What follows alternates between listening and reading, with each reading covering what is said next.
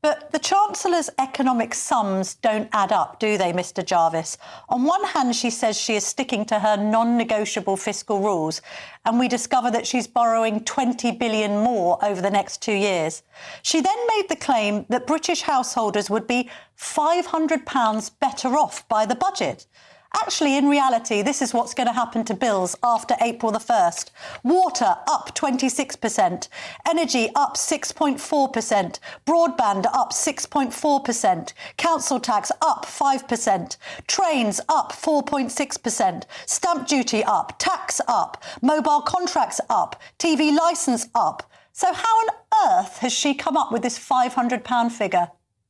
Well, with respect, you didn't mention the economic inheritance, the fact that we inherited a massive financial... I'm talking about the £500 promise only, Mr Jarvis. Can we address that rather than talking about 14 years of Tory rule? How on earth can she promise £500? It's the same as Ed Miliband saying that there would be £300 off energy bills, when actually more than £300 has been added to energy bills since Labour took power.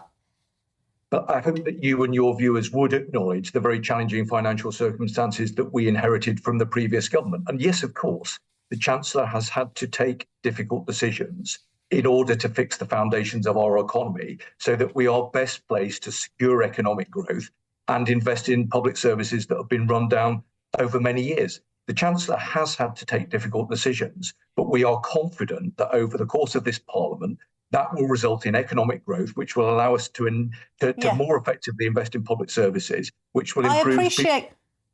I appreciate the economic inheritance, but to suggest that we're going to be £500 better off is a lie, isn't it? I've just given you the figures to suggest precisely the opposite will be true.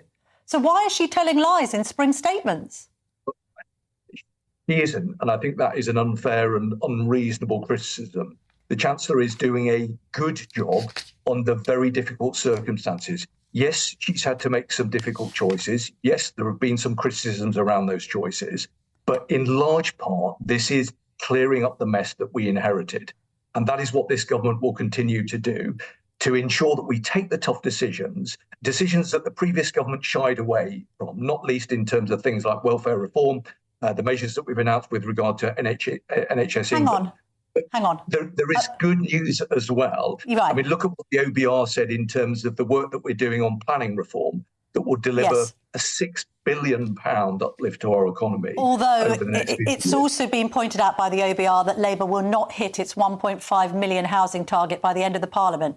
But my question is this, Mr Jarvis, how on earth can it be credible for the Chancellor to have claimed, considering everything you've said about the economic legacy that you've inherited, the difficult situation, the Chancellor herself has blamed world events, how on earth is it credible to suggest that the British public will be £500 better off after her budget and spring statement? It's an untruth. Well, I know as a constituency MP that we are still living through the legacy of the cost of living crisis, and times are very tough for lots of people. But that is precisely why the government is making tough choices